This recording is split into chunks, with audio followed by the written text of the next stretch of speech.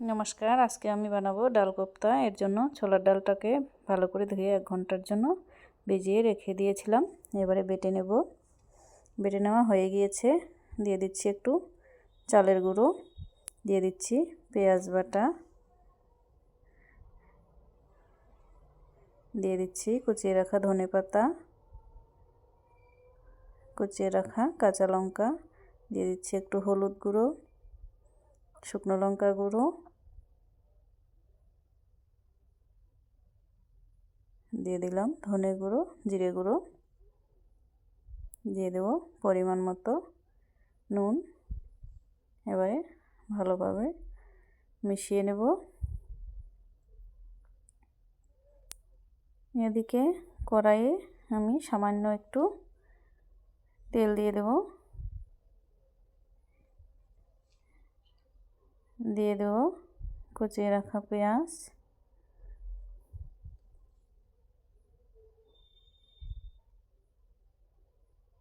দিয়ে হালকা একটু ভেজে নেব।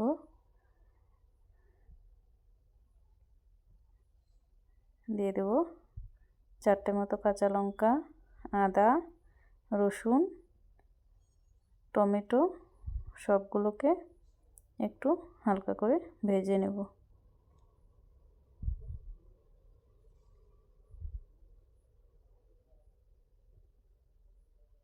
সবগুলো হালকা ভেজে নেওয়া হয়ে গিয়েছে। এবার আমি তুলে এগুলোকে একটু বেটে নেব। এদিকে আমি বেটে রাখা ডাল থেকে কোপ্তার শেপ দিয়ে নেব। আমি এভাবে গোল গোল শেপে সবগুলোকে বানিয়ে নিয়েছি। এদিকে কড়াইয়ে দিয়ে দিলাম সাদা তেল। সবগুলোকে দিয়ে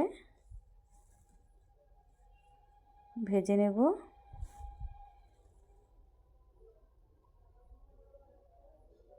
ভেজে নেওয়া হয়ে গিয়েছে। এবারে আমি তুলে নিচ্ছি। এভাবে সবগুলোই ভেজে নেব।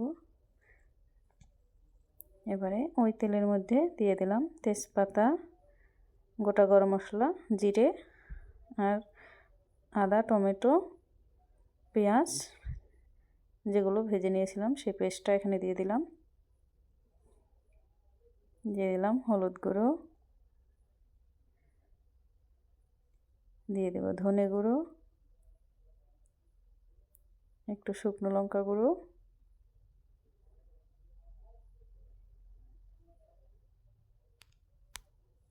দিয়ে দিচ্ছি জিরে গুঁড়ো, আর দিয়ে দেব একটু কাশ্মীরি লাল লঙ্কা গুঁড়ো। মশলাটাকে ভালোভাবে কষিয়ে নেব।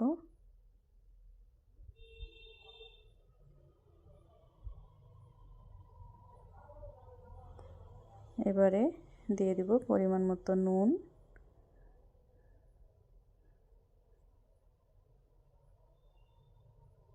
একটু চিনি, দিয়ে আবারও ভালোভাবে মশলাটাকে কষিয়ে নেব।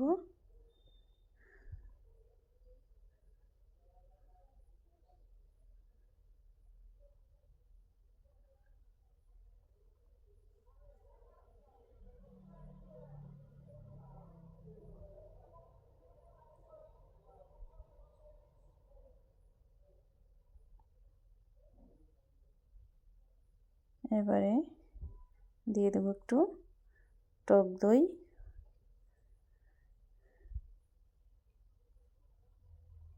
দিয়ে আবারও ভালোভাবে কষিয়ে নেব।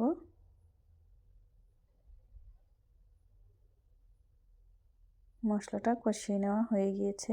এবারে আমি দিয়ে দেব গরম জল।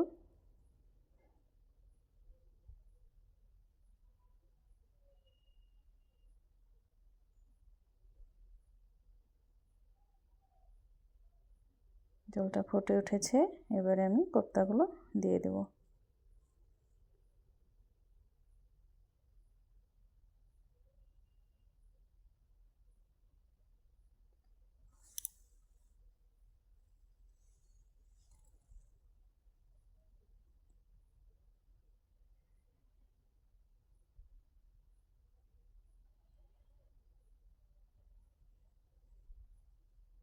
রান্নাটা প্রায় হয়ে এসেছে। এবারে দিয়ে দিচ্ছি একটু গরম মশলা গুঁড়ো। হয়ে গিয়েছে রান্নাটা। এবারে আমি নামিয়ে নেব। ভিডিওটি যদি ভালো লাগে লাইক করবেন, কমেন্ট করবেন, শেয়ার করবেন, চ্যানেলটি সাবস্ক্রাইব করবেন।